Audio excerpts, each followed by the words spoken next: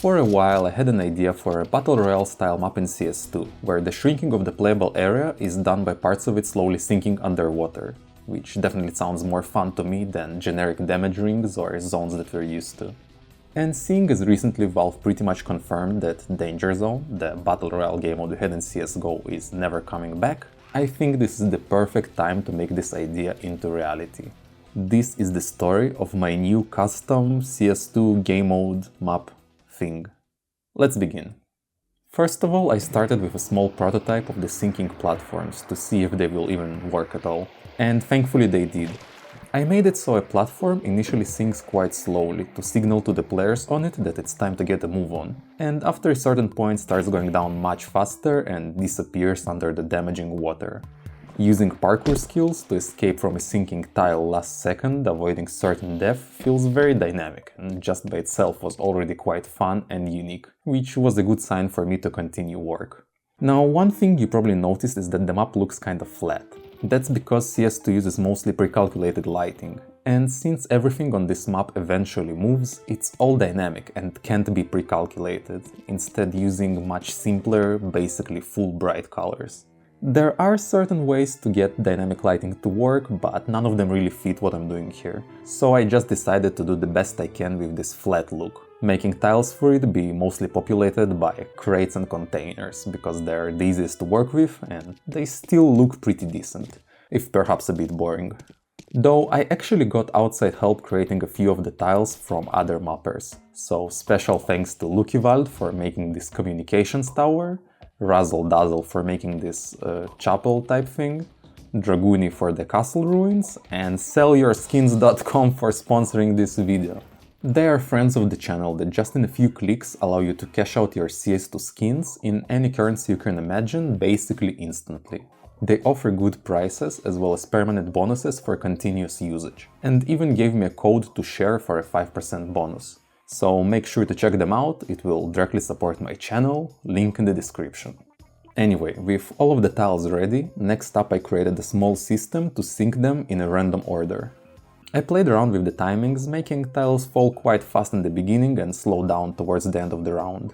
Though during the first test of the map I found out that making it completely random is not ideal, since sometimes it can cut off a player on a separate island, leaving their fate up to chance. So I adjusted the tiles to fall in set handmade patterns that always allow a player to progress in the map. And at the start of the round it just picks random patterns out of a list I made for it. Now, I decided to make the players just spawn randomly around the map. I've seen other battle royales on Workshop let players choose their spawns, and they do it quite well, but in my opinion it's not the most interesting mechanic and I'd rather have the round start a bit faster. With that, the only features left to add are weapons and equipment. I decided that I'll do a sort of a budget version of the crates we had in Danger Zone.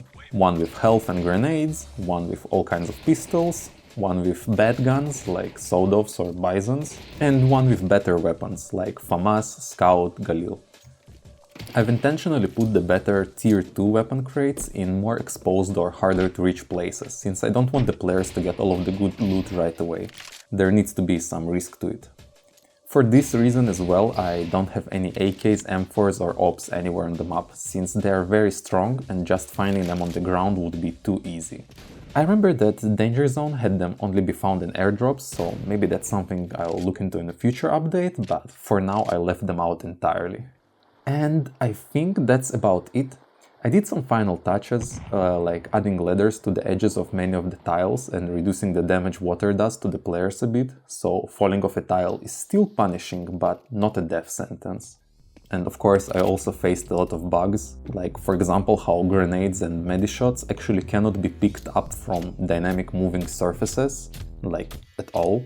And considering how all of the map is a big dynamic moving surface, that's a problem. So instead I had to make the green crates spawn the items directly in the player's hands. But that also meant that if you break them with a gun from far away, the loot will teleport to you, which is kind of weird. So I made them only be opened by pressing E on them, so you can't be too far away from them. But yeah, there was lots of annoying stuff like that, classic source spaghetti.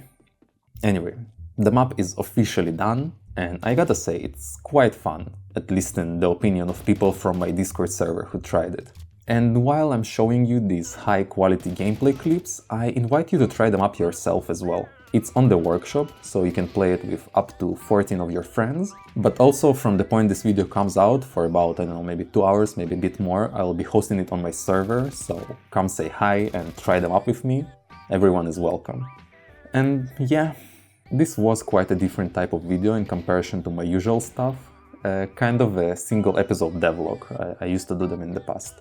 Tell me in the comments if you liked it, maybe I'll make more. And make sure to like the video if you did. As well, subscribe to not miss my new upload next Friday. But for now, as usual, thank you very much for watching. Bye bye.